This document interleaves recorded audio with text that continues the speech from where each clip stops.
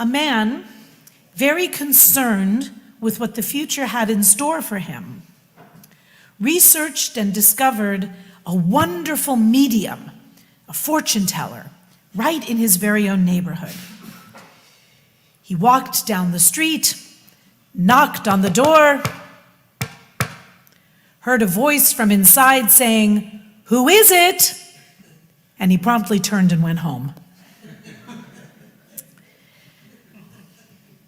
Who knows what is in store for us? And would we really want to know anyway?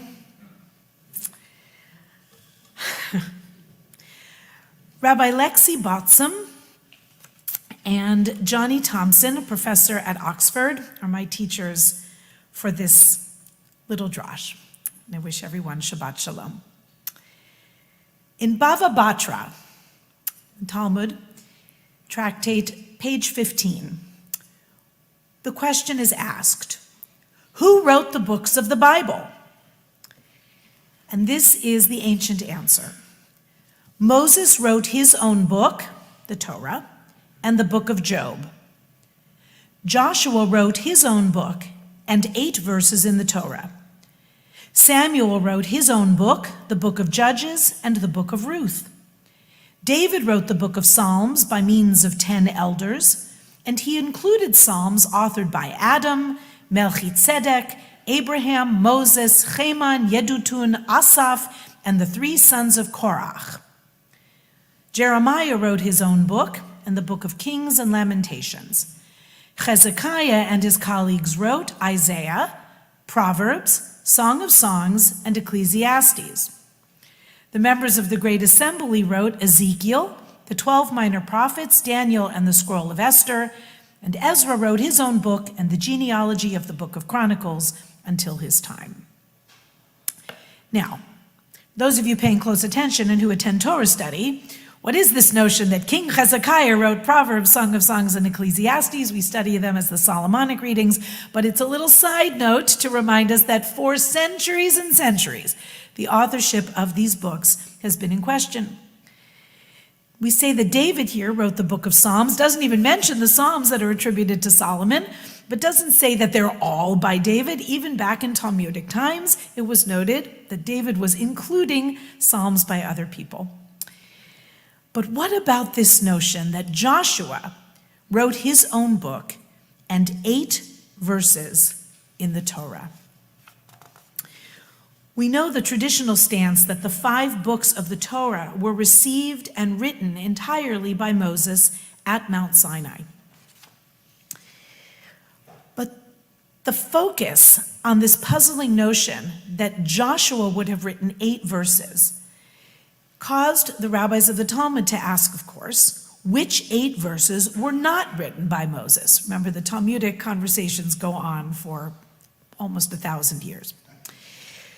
So the question is subject to another dispute among the early rabbis, because it is taught in another baraita, and Moses, the servant of the Lord, died there, which is at the very end of the Torah, Deuteronomy 34, verse 5.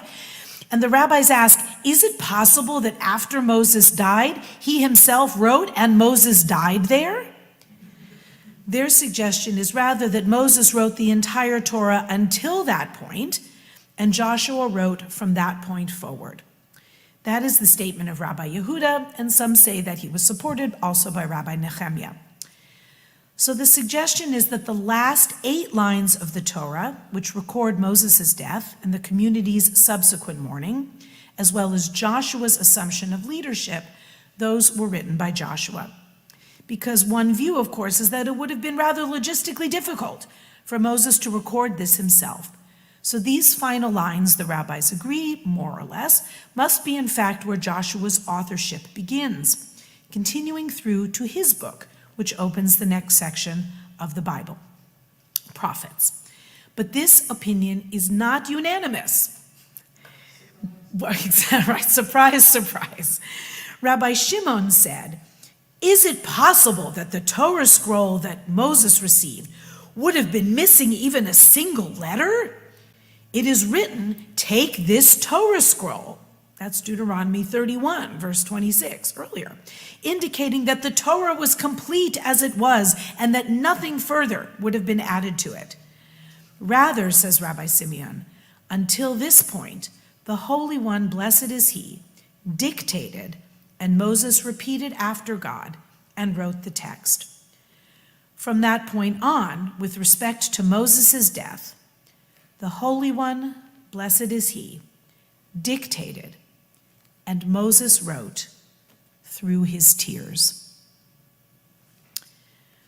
Are we really to imagine, says Rabbi Shimon, that Moses descended from Mount Sinai with an incomplete Torah, only for Joshua to scribble an ending 39 years later? I rather object to the characterization of Joshua scribbling anything, but, just adding a little addendum at the end. Rather, says Rabbi Shimon, it must be that God dictated those last verses to Moses, describing his own death and legacy, while Moses recorded them through a veil of tears. It's a vision that is both fascinating and heartbreaking, especially when we carry it to its logical conclusion. In today's Parsha, in Numbers chapter 20, verse 12, God tells Moses that he will never enter the promised land as punishment for striking the rock. Did Moses write that down before it happened as well? In fact, if we take seriously the notion that Moses received and recorded the whole Torah on Mount Sinai, it would mean that he recorded also the sin of the molten calf before descending the mountain and smashing the tablets, that he later sent the spies out knowing they would come back with the negative reviews of the land, condemning the Israelites to another 39 years of wandering, and that he knew of every rebellion, every punishment, and even of his own fatal error before he made it. In this case, says Rabbi Lexi, it is surprising that only 8 lines of the Torah were written through a veil of tears. What would life be like if we knew with perfect accuracy everything that would happen in our lives? It's one of the many questions raised in the movie Arrival and an amazing short story by Ted Chiang that it is based on, called The Story of Your Life. It concerns the role of foreknowledge in our actions.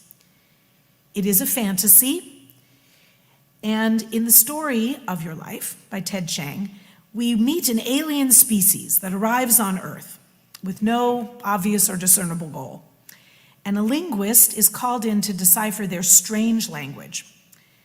We learn as the story moves on that these otherworldly beings do not write or speak in a linear manner. Rather, verbs, nouns, adjectives, subjects, objects, and so on are all jumbled up. It's only when sentences are read as a whole that sense can be made of them. We find out that these extraterrestrials can see time from above as a whole, seeing the past, present, and future as one block, and they also see their tiny role within that. But the aliens act knowing fully well what their actions will be and what they will accomplish.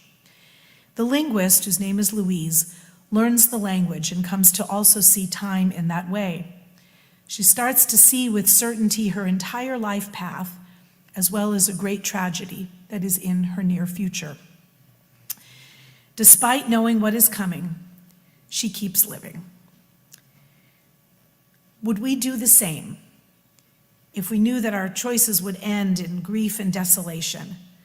Would we still commit to the path that we're on? Question perhaps is, does knowing how something ends ruin the present? I can't believe I'm actually going to quote from Immanuel Kant, with whom I struggled mightily as an undergraduate at UCLA. But Immanuel Kant emphasizes how important hope is to action. It's a rather Jewish approach to life, I think. The reason we do things or commit to someone is because we hope it will end well. Kant wrote that we cannot rationally or logically prove hope. It's not something we can touch or hold. Instead, we accept it with what he called practical reason. That was the phrase he used for those things we simply have to accept in order for other things to work at all.